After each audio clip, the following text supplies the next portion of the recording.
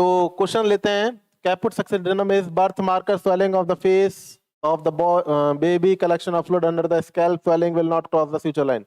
आप लोगों ने आंसर दिया आपके तरीके से, मैं सबसे पहले आंसर टिक कर देता हूं ताकि आप लोगों को कंफ्यूजन क्रिएट नहीं हो। लीजिए आपका आंसर, कोई प्रॉब्लम ही नहीं होनी चाहिए। ये रहा answer, caput succedaneum is, option C is correct answer. Option क्या है इसका? ऑप्शन सी है आपके पास में, collection of fluid under the scalp region. चलिए कुछ नया जानने की कोशिश करते हैं। सबसे पहले यहां पर कंसेप्ट को समझना जरूरी है। क्वेश्चन कई बार आता है, एक फॉरेन राइटर्स बुक है एमेंसिस।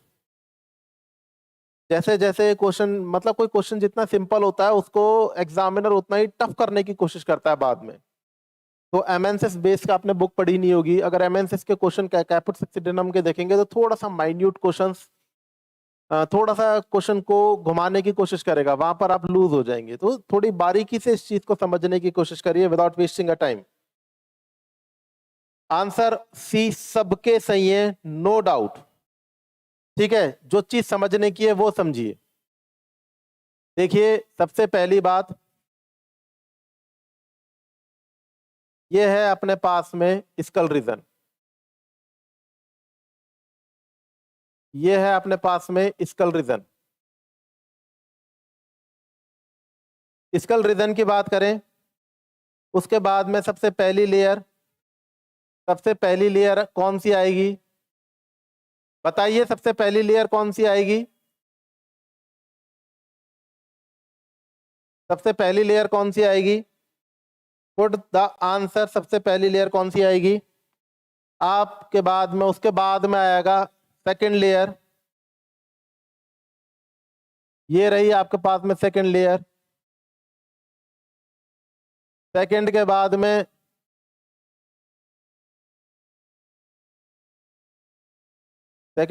में फिर उसके बाद में आई आपके पास में थर्ड लेयर।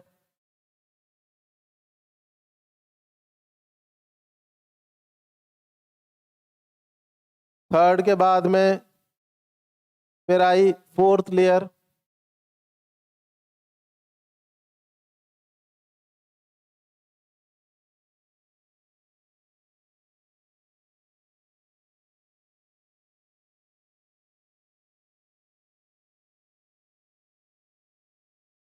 ये रही आपके पास में। अब यहां पर आपको क्या क्या चीजें जाननी है? सबसे पहली बात फर्स्ट लेयर की, ये अपन ने मान लीजिए इसको अपन ने रख लिया स्किन। सबसे टॉप मोस्ट लेयर कौन सी होती है? स्किन। और ब्लैक कलर की लेयर को मैंने इंडिकेट कर ही दिया था आपके सामने, ये हो गया skull, skull bone. Skull bone के ऊपर जो लेयरिंग होगी उसे अपन बोलेंगे क्या? पेरियोस्टियम। क्या बोलेंगे अपन इसे? पेरियोस्टियम। कोई डाउट नहीं होना चाहिए, स्कल को जो कवरिंग लेयर होती है उसे बोलते हैं अपन पेरियोस्टियम। पेरियोस्टियम कॉन्सेप्ट को समझिए। कई सारे इस क्वेश्चन में कई सारे कॉन्सेप्ट क्लियर होंगे, मन लगा के तरीके से समझने की कोशिश करिएगा। तो सबसे आउटर पे है स्किन। स्किन के नीचे की तरफ पाई जाएगी आपके डेंस कनेक्टिव टिश्यू। फिर पाया जाएगा dense connective tissue. Dense connective tissue के नीचे की तरफ पाया जाएगा एपोन्यूरोसिस। क्या पाया जाएगा? एपोन्यूरोसिस के नीचे पाया जाएगा लूज कनेक्टिव टिश्यू। एपोन्यूरोसिस के नीचे क्या पाया जाएगा? Loose connective tissue.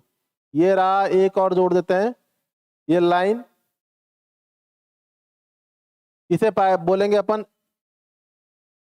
Loose connective tissue. Loose connective tissue.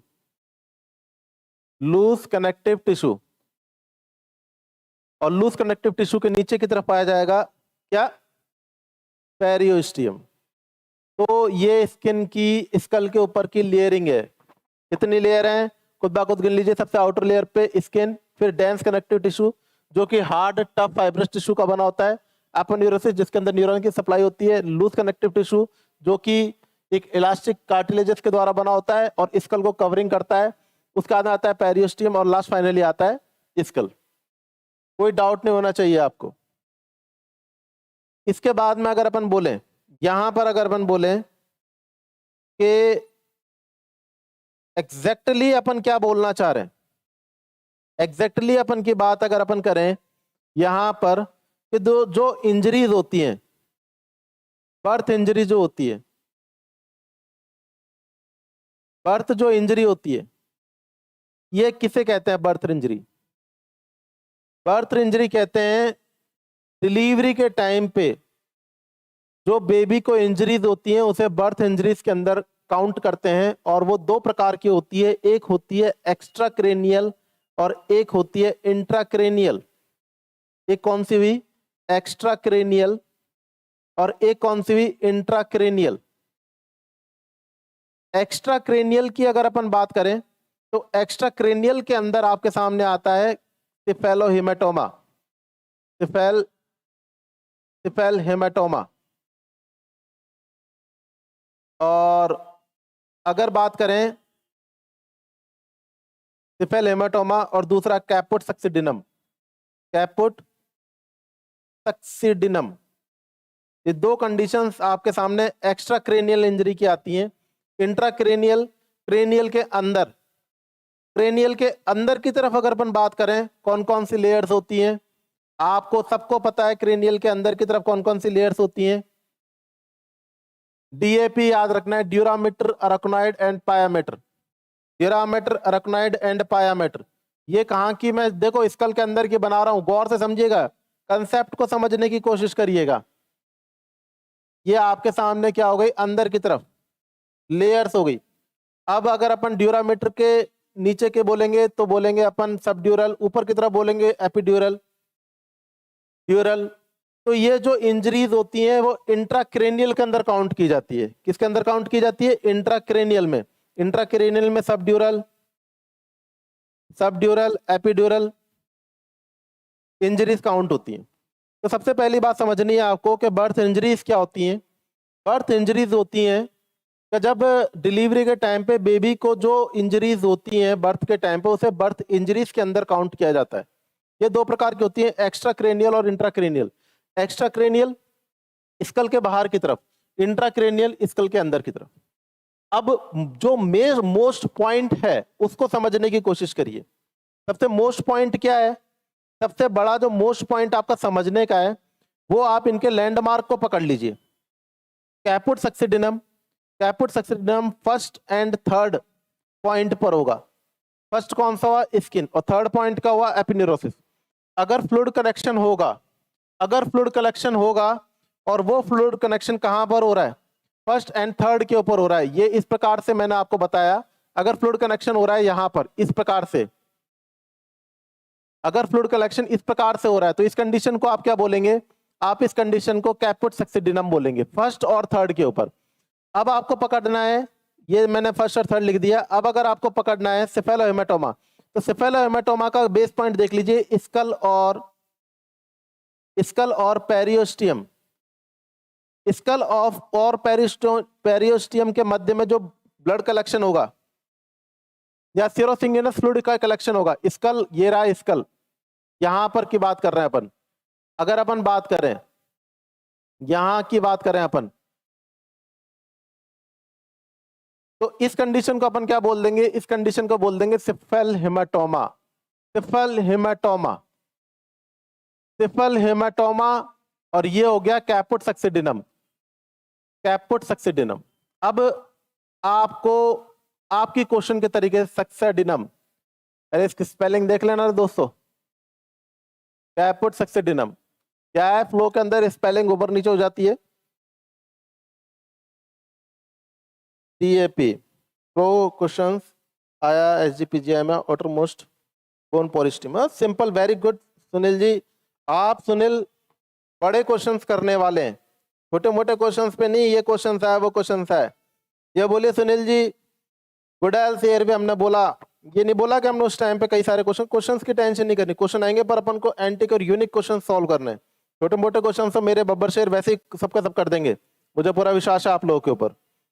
तो अब हम सब जानते हैं इन सेफेलोहेमाटोमा और कैपुट सक्सिडेनम पे हम उस टाइम की बात कर रहे हैं कि कभी पेपर थोड़ा सा गूगली बेस हो जाए, क्वेश्चन थोड़ा सा घूम जाए या फिर उसको घुमाने की कोशिश करी जाए, उस कंडीशन पे आप कहां पर लॉजिक लगाएंगे? एक्स्ट्रा क्रेनियल इंजरी, क्रेनियम से बाहर, स्कल से बाहर, इंट्राक्रेनियल, सबड्यूरल, एपिड्यूरल कंडीशंस के अंदर छोटे मोटे तो क्वेश्चन बन जाएंगे इसमें, लेकिन हमको सारे क्वेश्चनों को कवर करना है इसके अंदर। अब बात करें, अब अगर अपन बात करें कि सेफेलोहेमाटोमा एंड कैपुट सक्सिडेनम की, तो कैपुट सक्सिडेनम जाएगा 1 to 3, 1 और 2 के लेयर के अंदर, और कैपुट सक्सिडेनम जाएगा स्कैल्प और पेरियोस्टम के मध्य में। देखो सेफेलोहेमाटोमा का कारण क्या होता है कि जब इनफिल्ट्रेशन प्रोसेस जब बर्थ होता है बेबी का, तो ब्लड वेसल्स के रप्चरिंग कंडीशंस या एक्सेसिव प्रेशर के कारण से, गर्डल ऑफ प्रेशर के बढ़ने के कारण से इनफिल्ट्रेशन ऑफ ब्लड वेसल्स होता है, सेरोसैंगुइनस फ्लूइड इकट्ठा होता है।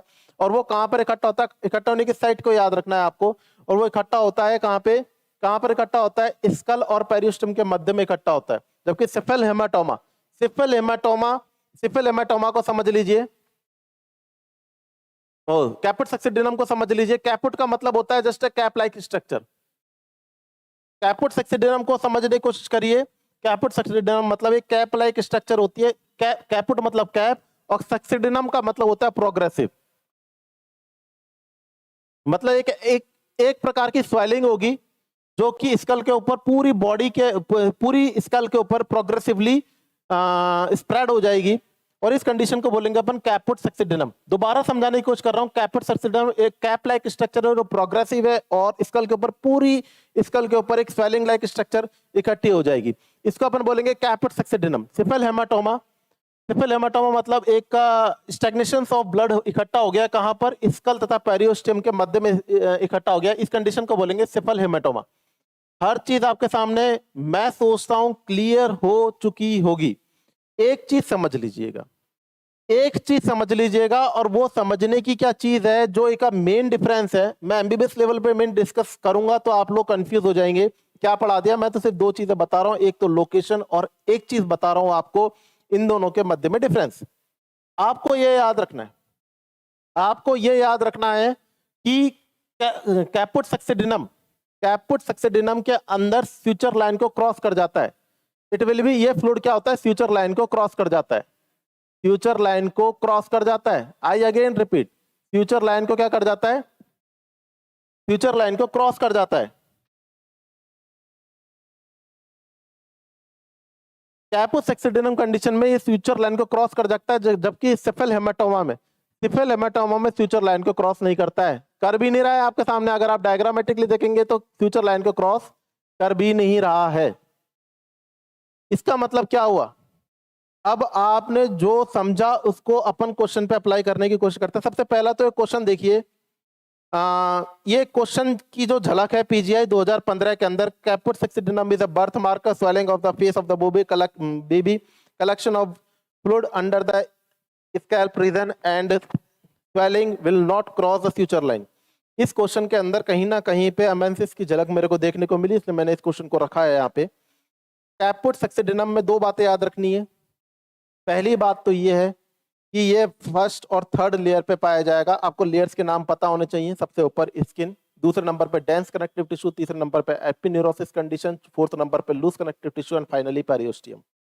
तो जो कैपुट मतलब कैप लाइक स्ट्रक्चर है, और जो प्रोग्रेसिव सक्सिडेनम मतलब जो प्रोग्रेसिव कंडीशन है, इस स्वेलिंग जो प्रोग्रेसिव है वो फ्यूचर लाइन को क्रॉस कर जाएगी एंड स्कल्प के ऊपर कंप्लीटली पाई जाएगी। ठीक है, और यह और डिसअपियर हो जाती है आफ्टर सम टाइम। और जब बात करें सेफेलोहेमाटोमा की, तो उसके अंदर आपको याद रखना है सेफेलोहेमाटोमा पेरियोस्टियम तथा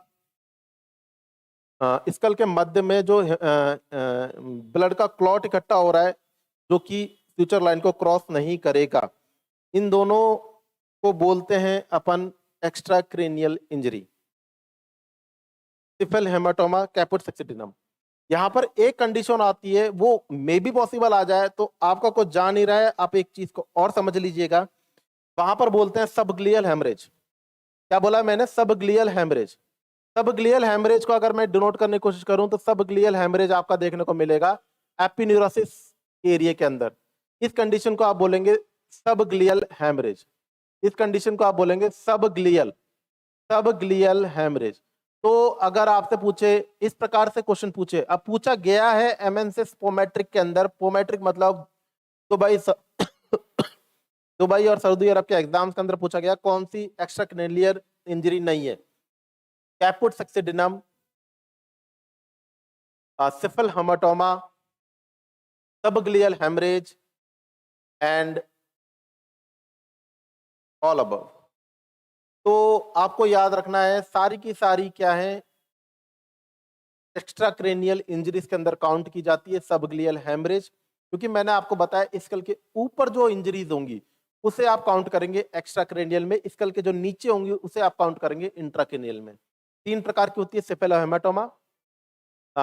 हेमाटोमा, कैपुट सक्सिडिनम और सबग्लियल हेमरेज अकॉर्डिंग टू